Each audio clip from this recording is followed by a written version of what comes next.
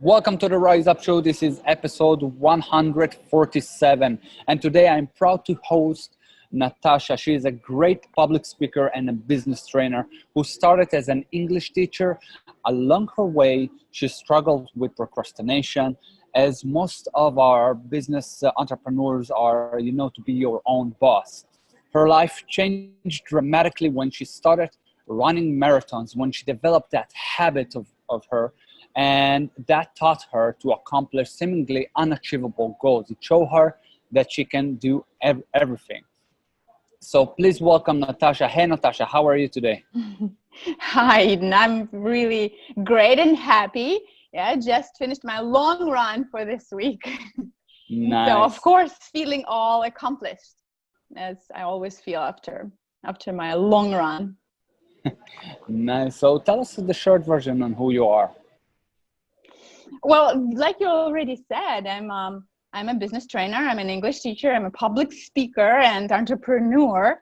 But mainly, I would say that I'm a marathoner. Since 2012, that's when I ran my first marathon, and then now I run them regularly. I try to run one full marathon a year, and then half marathons, maybe twice a year also once. And my friend and I, we usually travel around the world to run marathons. So that's also our excuse to travel, to go to different countries, different cities in the world, and see it and run marathons. So great excuse. Yes. Mm-hmm.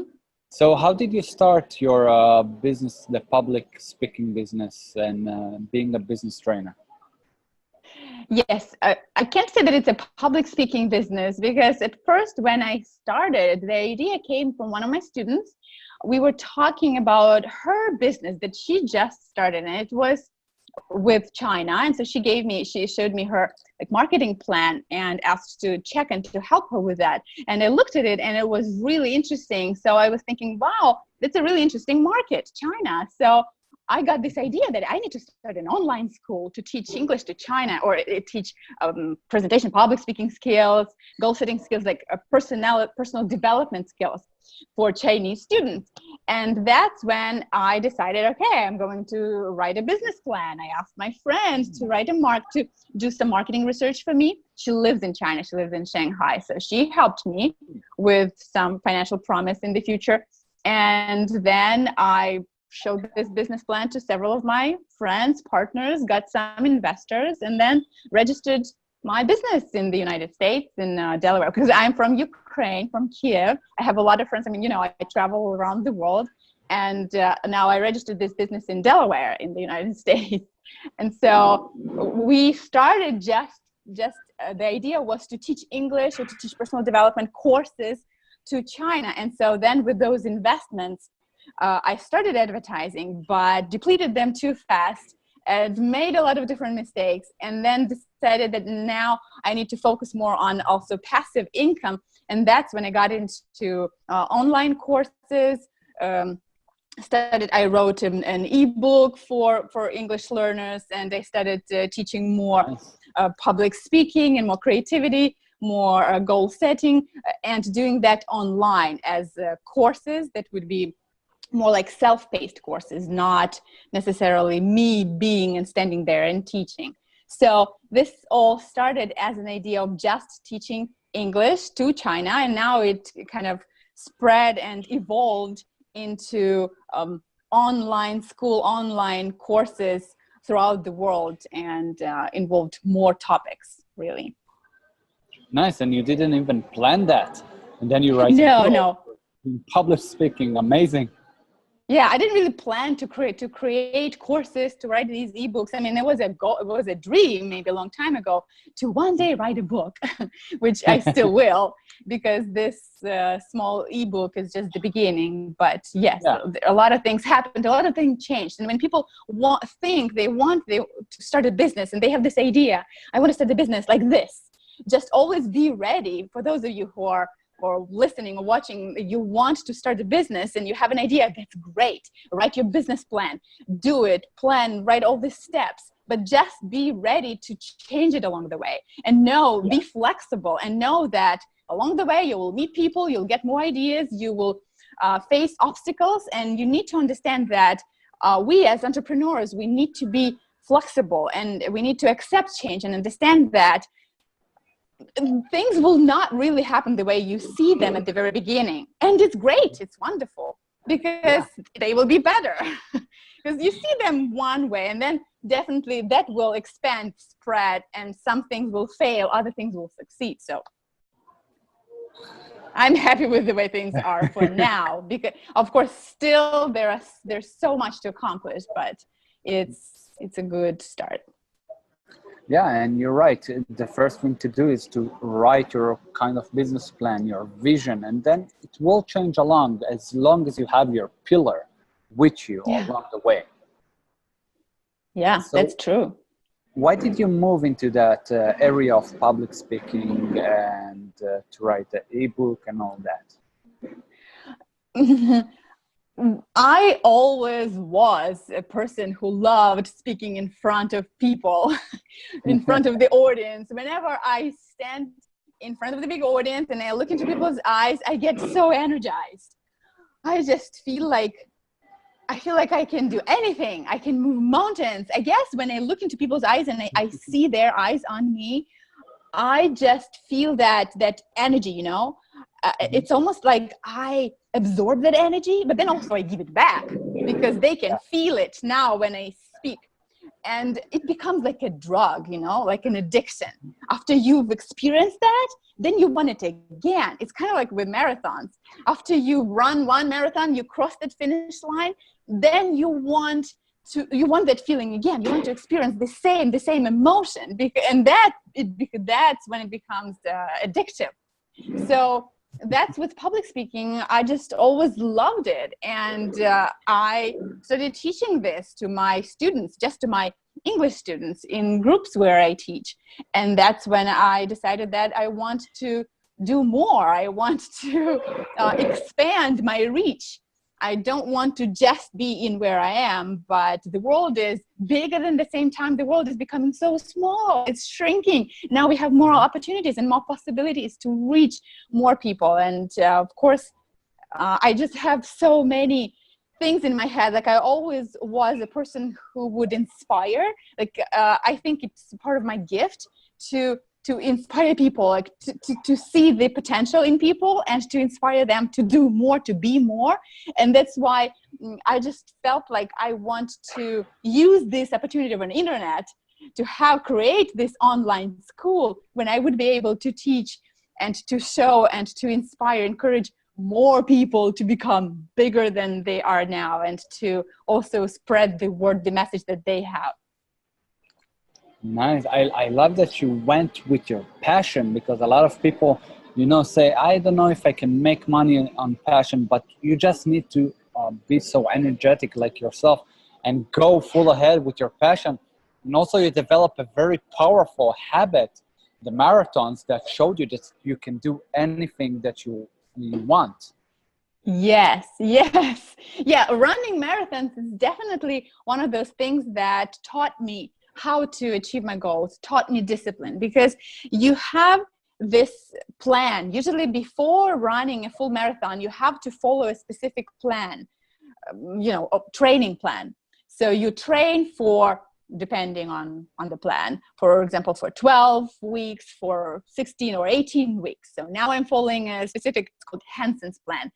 And it's 18, Hansen's marathon plan is 18 weeks. So that's like the longest, but I love it. It's not very hard.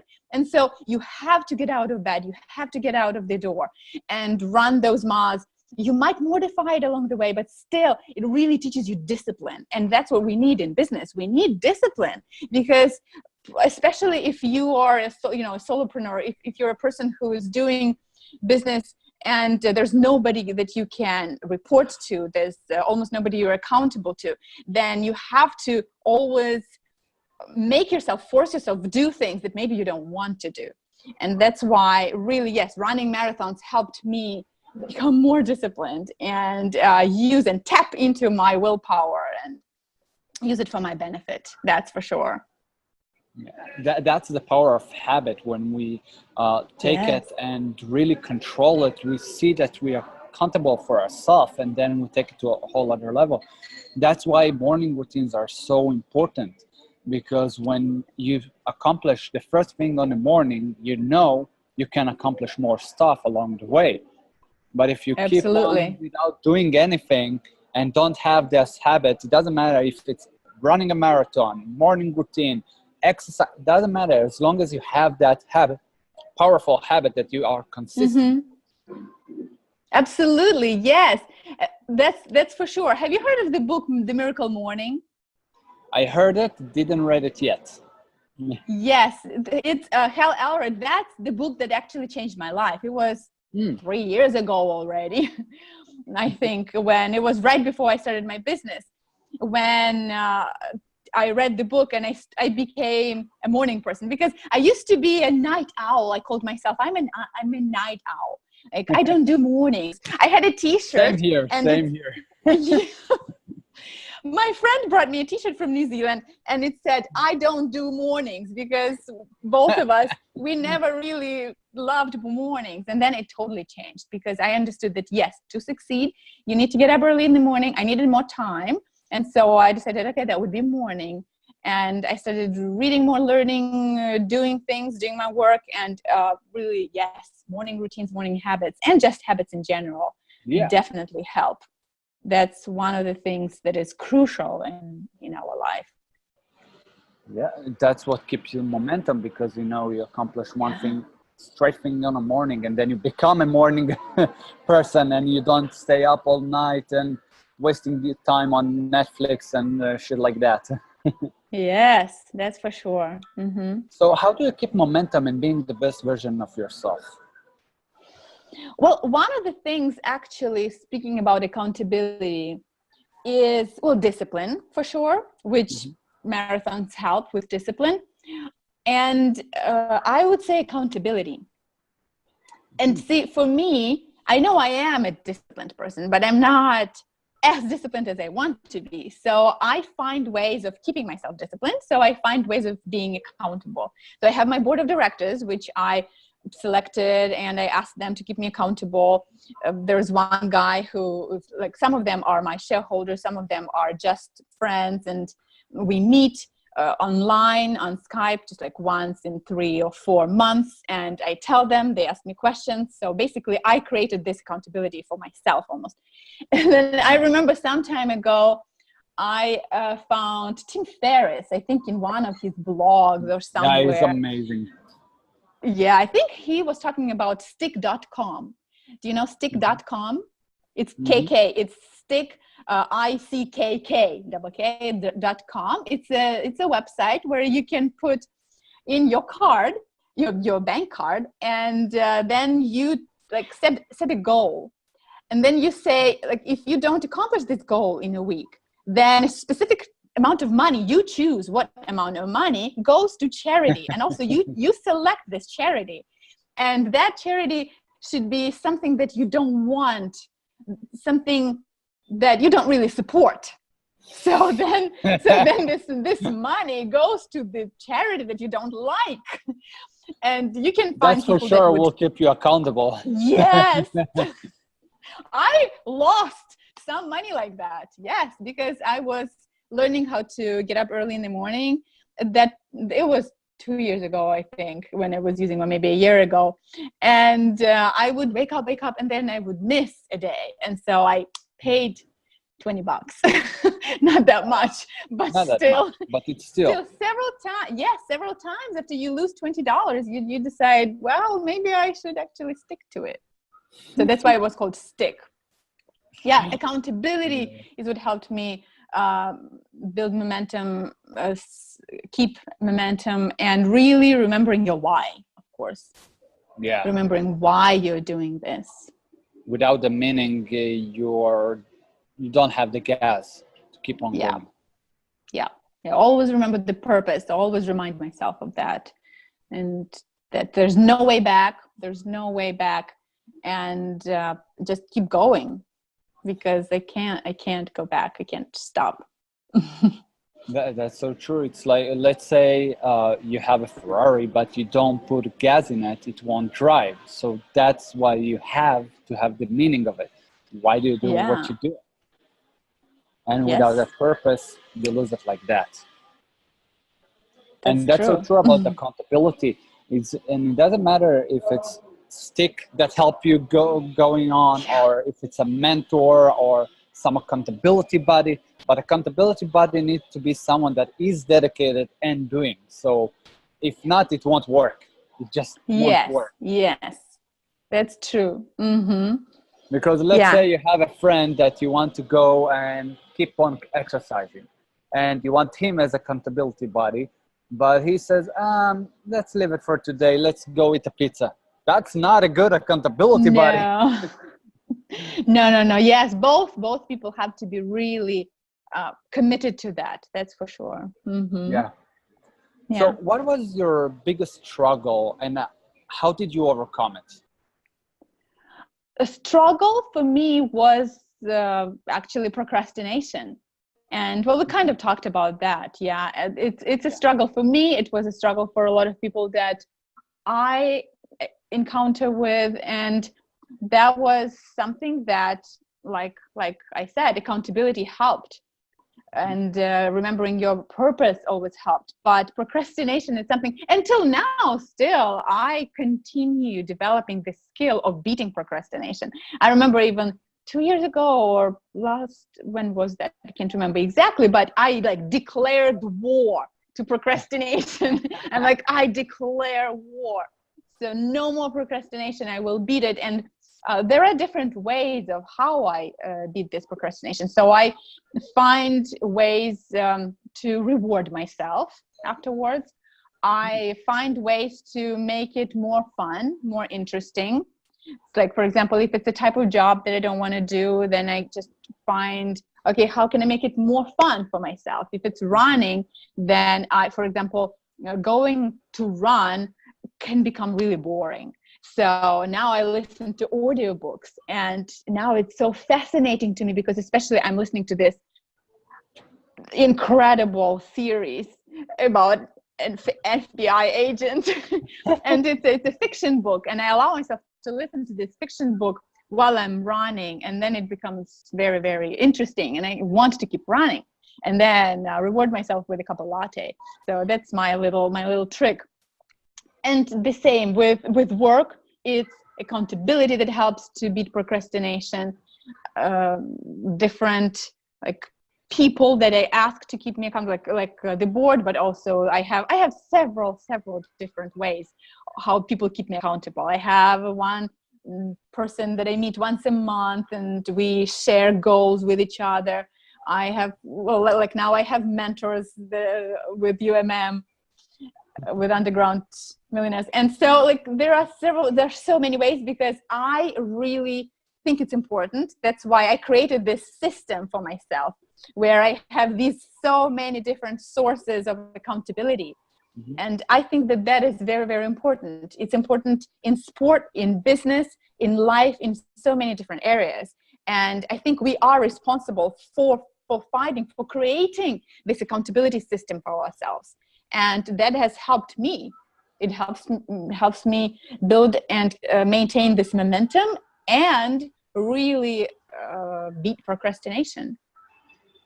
Yeah, that's the way. I love that, all the Yeah. tricks that you find for yourself, if it's your shareholders, or if Mm-hmm. it's do it more fun. Like, I really like that. Yeah. That's a good thing to do when you like feel shitty and you don't have like, I don't know if I should go run, or I don't know if I should work on my business, blah blah blah. Find some good way to start your engine. If it's Yes. reminding your why, if it's like put in some music, dance a bit, and then go back, go for a run or something. Just find your way to keep Mm-hmm. that momentum. Yeah. Yes. That's for And sure. Mm-hmm. what is your biggest struggle your audience experience? Well, I would say, well, procrastination is definitely one of them, but I Being would. your own boss, it's surely one of the toughest. Yes. Yes.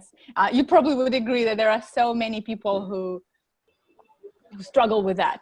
Also, one of the things I would say is that a lot of people I meet with, I teach, a lot of my students, I don't even call them clients. See, I never even say clients. It's just not in my vernacular, which is okay, but it's just not my vernacular. I say students or friends. They basically become my friends, because that's how it works with me.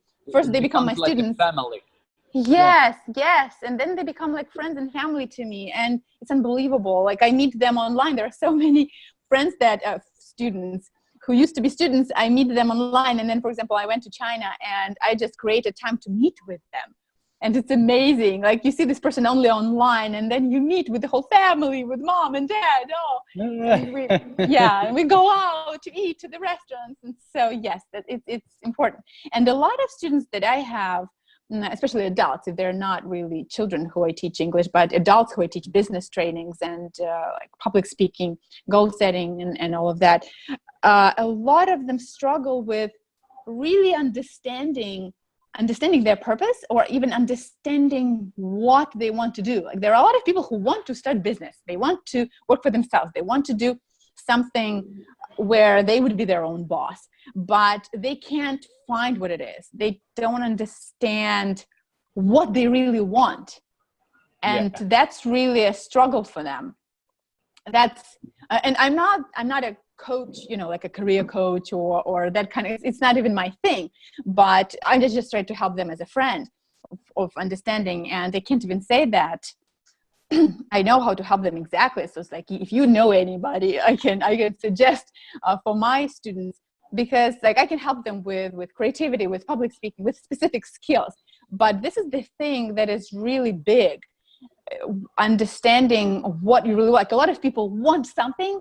Oh, I just want something more. I want something different. But what is it? They don't know. They don't really understand yet. And even if they do know, like, I want to lose weight, I want to start my business, I want to, but they don't have, like you said, the meaning behind it. Then it loses the purpose, and it keeps on being a want and not an action taker. Not a real, not a serious thing. It's true when you have your students like a family, because treating it as just as a client, that doesn't work like that for me as well, because people are people, first of all, before they become client, before they become prospect. And that's where a lot of people lose it, when they just chasing the money and don't understand that first of all, there's the person there. You're dealing with people, not with some robot. So treat them as friends, treat them as your family, like you treat your own family. You will never treat your mother shitty, so don't treat your client shitty. Yes, that's for sure. Yeah, and then when you spend some time with them, when you talk to them, and usually we share things, then of course they become so close. You just start loving them, and even some breaks in classes or in different meetings, they become like, you start missing those people. So no, of course, that's friends. They become friends.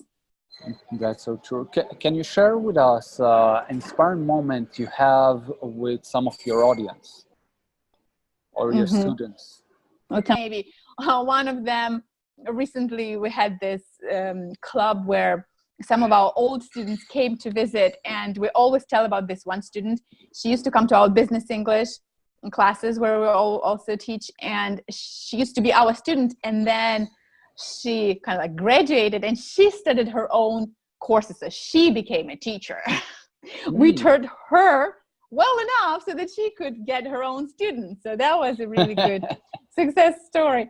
I remember our presentation of public speaking courses when she was a part of those courses too. And she's the one that we kind of talk about usually when we speak about a very unexpected, memorable beginning, when she was giving her speech, and I usually videotape the speech so that we could then evaluate. It's at the end of the course, you give a speech for evaluation. And she was giving the speech, and she started it with a song. And I remember it, and that was like 5 or 6 years ago. And I remember it till now. She was like the most memorable student. Now she is also a teacher and apparently a speaker, because you got to speak with it. Well, one student, because I was teaching a creativity course, and I was going through it with one of my students one-on-one, and she used to be just like an accountant in a big company, and she always thought that she couldn't be creative. Like, oh, I'm an accountant. I mean, I don't really have creativity. And how can you how can you develop creativity? For her, it was just something that you're born with. That's maybe you're an artist or a writer. That's creativity. She couldn't really understand that creativity is coming up with ideas, with solutions. Exactly. It's finding something maybe unusual for yourself. Well, and then she went through this course. Then she was actually already in the process of starting her own business while going through this course. And we talked about how this, like, you even thinking about your logo, you thinking about these new ideas of how to find clients, that's creativity. And that's like at the end of the course, she was just overwhelmed by the idea how cool it is that you can develop it. You can just go through certain exercises, techniques, and to develop creativity and just become one of those creative people, even though you feel like you're an accountant and you work with numbers, you don't really have or need creativity. But well, maybe you want to start your own business, then definitely maybe you want to start your own accountability, some like audit firm or accounting firm or something like that. And yeah, that really was kind of a change in the mindset for a person. Nice. That's amazing change. Basically, people think that they can't develop any skill, but they can develop any skill they want to, as long as they put the work on it, they put the grind on it. So everything is achievable if you only start to be specific. Go start with one thing and then go to another. A lot of people, try to shove everything in. I want to do that and that and that and that and that, and then boom, you do nothing.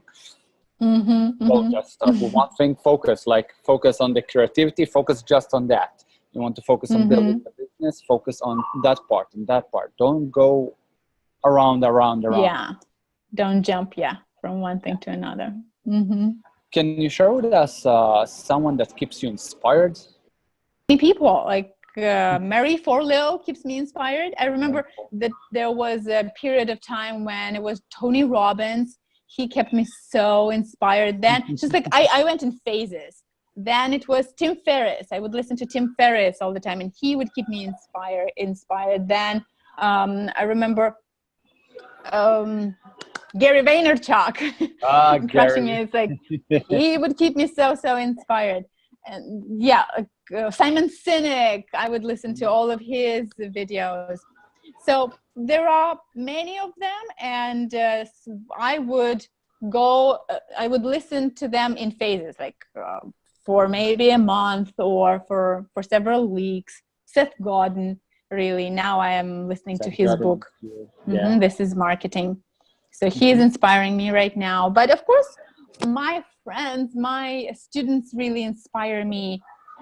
A lot of books, a lot of different courses, ideas, I seek inspiration. And I think that every leader and every entrepreneur needs to seek inspiration specifically and always stay inspired, because if we're not inspired, then we cannot inspire other people, especially those of us who are in this teaching, people business, kind of, whether it's coaching or speaking or teaching or training or anything like that. Then we have to be inspiring. We have to be inspired. And that's why we need to always look for those sources of inspiration. Surround ourselves with good environment. Yes.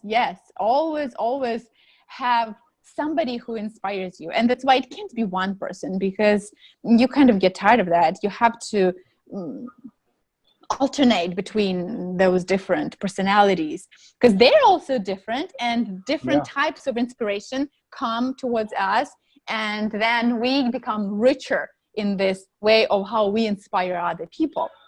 So inspiration is it's my, how to say, it's my bread, and it's my air. it's my water, it's everything that I need is inspiration, and also that's what I give to others. Yeah, without being inspired all the time, being surrounded by good mentors all around, it's very hard to keep on going, because Yeah. a lot of our surrounding, like friends and family, mostly they're not at the same mindset. Yes. So it's very hard to keep on being inspired all the time. A lot of people ask me how to get more ideas. So that's how you get more ideas. You just need to listen to more people. Gary Mm-hmm. Vee, Tony Robbins, Lewis House, and many more, many more. There are tons of people. And that's a good way to do it. Like you said, listen to one person 1 month all the time. That's how you get a lot of people. In a year, you get 12 people that you got a lot of from them, and being inspired with Have you getting. sorry to interrupt you, have you read Think and Grow Rich, Napoleon For Hill, sure. by Napoleon Hill? About 4 times or more.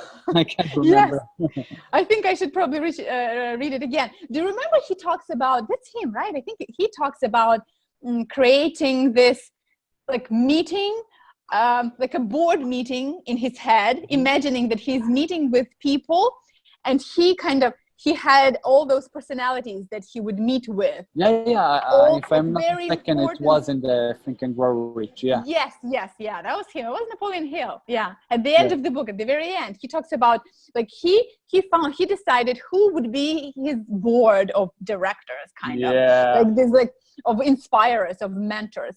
So this is really cool. It's kind of, I was thinking I should really do that, and I kind of have that in my mind, that there are people who I think, okay, what would they do? How would they act in this situation? What would they say? How would they teach this person? So that really helps me, is when you already kind of know, you get into the skin of those people who you admire and you learn from. And then you create this board of meeting, this board of directors meeting in your head, and you listen to their advice, basically. I think that's genius. That is genius. I love that exercise. I really wanted to try that. That's a good reminder. And that's a great book. People, if you haven't read Think and Grow Rich, start today. Great book. Yes. That's an amazing book, definitely. So we are coming to the end of the interview. And if you can go back in time, what advice will you give to your younger self? Start earlier. Start earlier. Yes, that's something that I was thinking, that I think I started kind of late. Even though it's never late. Definitely, it's never late. It's never late. No, whether you're 30, 40, 50, or 60. I know a woman who is 70 years old. I think she's in our UMM Facebook group, in our Underground Millionaires that we're in. Yes. And she is 70 something years old, and she says, I'm starting a business. I want to start a business now because I'm in like this, she said, so she's like, she's not with her family. She's living like assistance living or something like that. She says, like, I don't want to depend on anybody. I want to be more independent. So it just amazes me that whenever you start, it doesn't matter. You can succeed, you can start. But if you start earlier, then you have more opportunities. Then you really can learn even more. Because I was always a reader. I always loved reading. But only in the recent years, I started devouring books, like reading, 30, now 50 years. This year, my goal is 70. So like I have these huge goals of reading, learning as much as possible, and also giving it back, teaching to my students. And if I had started earlier, then like I would have read, if I had read Crush It in 2009 when Gary Vaynerchuk just wrote it, then I'm sure I would have been much further now. So just start now. If you are thinking, whoever's watching or listening, if you're still thinking, if you're still doubting, start now. Make mistakes, fail, but do it. Just do it.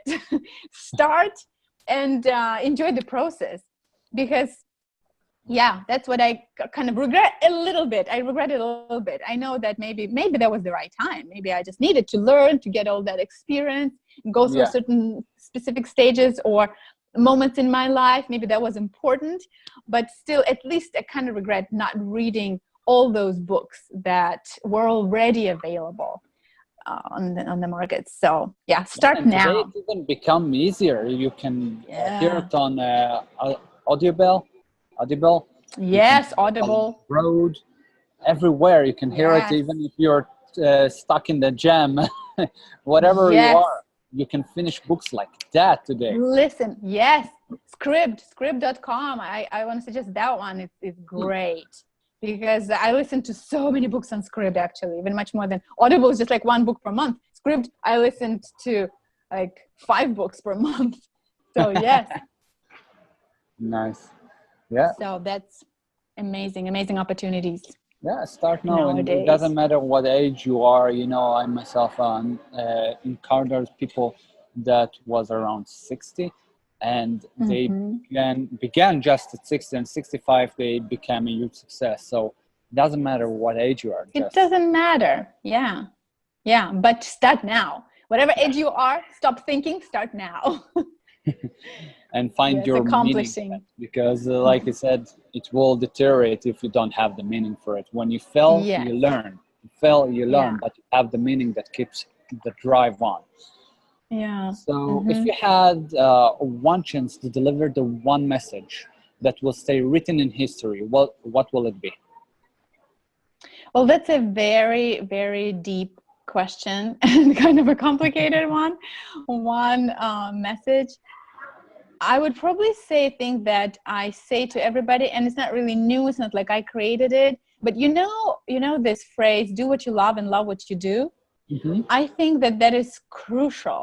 I've seen it in my life, in the lives of other people.